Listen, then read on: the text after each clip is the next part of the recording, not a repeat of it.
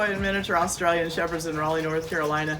I'm trying to make this video while I'm sitting on the deck and I've got all 9 of my dogs out. So I've been explaining to them that they can't come and talk to me while I'm doing this. So anyway, beautiful sunny morning here Sunday. We finally got some sunshine, so I'm sitting out on the deck after walking the dogs and just wanted to talk with you for a few minutes about socialization versus just confidence building in your dog.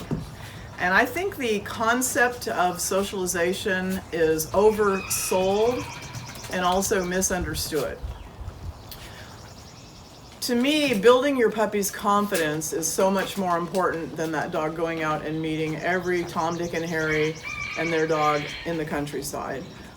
My dogs don't meet a whole lot of people. Nikita has only met 4 or 5 people in her 16, 17 week life, and that's by design because I'm really careful about who meets my dogs and how they meet my dogs. And so far Nikita has only had one, yes, you heard your name, she's only had one bad experience, and that was with someone who I thought knew better, that I thought knew how to greet a puppy, but obviously did not. So you're better off to have your dog meet a few of the right kind of people and a few of the right kind of dogs than meet 100 of them and have a lot of them be the wrong kind of people and the wrong kind of dogs. Stay off. Stay off. Off. These guys are practicing their self-control because they hear me talking. Stay off. They hear me talking and they want to come get in my lap. But anyway, I would rather that my dog meets a very few people that know how to greet a puppy rather than meet 100 people that do it wrong. And in order for you to be able to tell the difference, you need to know the difference. And if you've never watched Cesar Millan, the dog whisperer, that's somebody that you should study. You should watch his shows. No touch, no talk, no eye contact. That is his mantra. And when someone is meeting your dog for the first time, that's what they should do. They shouldn't look at the dog. They shouldn't talk to the dog. They shouldn't touch the dog. They shouldn't smile at the dog and show their teeth. They shouldn't get down at the puppy's level and puppy, puppy, puppy, puppy. Okay, I've never done that to my dog, so it scares my dogs. And nobody should ever do that to a dog. And so you need to coach people. You know, so I just did that and not, well, one of my dogs came over, but, you know. Anyway, usually they would, I wouldn't expect them to come over for that. Barkley's pregnant and she's gonna come over and get rubbed. She doesn't care what I'm doing. But anyway, you wanna make sure that people know how to greet your puppy, and the best way to greet your puppy is to not greet your puppy, is to ignore your puppy and let your puppy come over to them. And if your puppy doesn't do things that are going to build your puppy's confidence in the environment and in animals that it's going to greet and people that it's going to meet. So I'm very protective over my dogs and over my puppies especially. And as I'm raising them, if you've watched any of my videos, I'm very mindful of how I raise my puppies, how I touch my puppies. And as soon as someone comes along, when you take your puppy home, everything that it's learned is very fragile. It's still in an imprint period, meaning everything that happens to it is going to have a big effect on it for the rest of its life. And not to be paranoid, but you just want to look at a situation and picture yourself as a little tiny puppy that's ankle high to everything around it, and see if you think that it's a confidence building situation or a confidence shattering situation.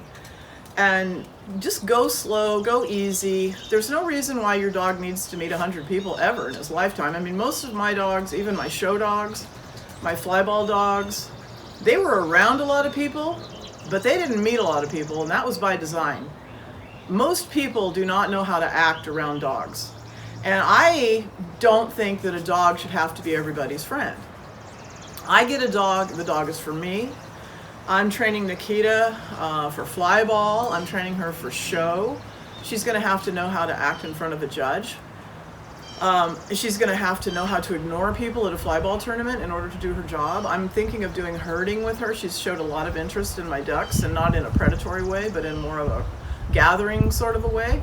And she doesn't need to know, she doesn't need to know people in order to do any of that, except for she needs to know how to be polite to a judge in a confirmation show, and that's about it. So don't buy into all of this socialization, and understand really what it means, because everybody has their own idea of what they think it means. They think, oh, socialization means dog to dog interaction. Socialization means dog to people interaction. Socialization means dog to environment interaction. Socialization means dog to my other house pet interaction. Well, it means all of that, but you don't want to overdo it. It's just basically building confidence in your dog. If your dog respects you and is connected to you, has that bond and connection to you, it's going to trust your leadership in every situation. And that doesn't mean that your dog has to go out and meet every single possible situation or combination of things. And I think a lot of that is based on seeing eye dog training or something, but I don't know where all that came from, to tell you the truth, because it's absolutely useless in the pet dog world. Just take your dog home, and it needs to learn who it belongs to. It needs to learn its basic commands. It needs to learn house training. It needs to learn to walk politely on a leash. It needs to learn to not fly out the front door when you open it. It needs to learn to not bark at people when they come to the front door. You know, they need to learn things that make them a good house pet. And they don't need to go out and meet every human being on the planet. I don't want to. And they don't need to go out and meet every dog on the planet and every situation on the planet, because they're just going to become neurotic. I like to train my dogs only what they need to know. I don't train my dogs anything extra. My different dogs that I have do different things, and I just teach them that. And I don't teach them a whole lot more than that, besides basic manners, basic house manners, being polite to the groomer, being polite to the vet, things like that. So that's just my opinion on socialization versus confidence building. Spend your time trying to raise a confident puppy. And the way to do that is introduce it to new things in a thoughtful way, slowly. Listen to what your puppy is saying. If the puppy doesn't want to do it, move on to something else. And don't force your puppy into uncomfortable situations. You're just going to have a dog that doesn't trust you and doesn't want to listen to you and doesn't really want to be with you and is just neurotic, aggressive, fearful, all the labels they want to put on dogs that are really just a bunch of human error problems that have happened with that dog. So happy Sunday. Thanks for watching. And don't forget to like, subscribe, and ring that notification bell. Barkley, come up here. Oh, Barkley, she's about, I don't know if you can see her. She's about to have puppies in a few, she's so full of puppies that she can't even breathe. She's about to have puppies in a few days with Shelby. So we're holding down the fort and getting ready for that. Anyway, thanks again for watching, and we'll see you next video. Give him a wave. Give him a wave.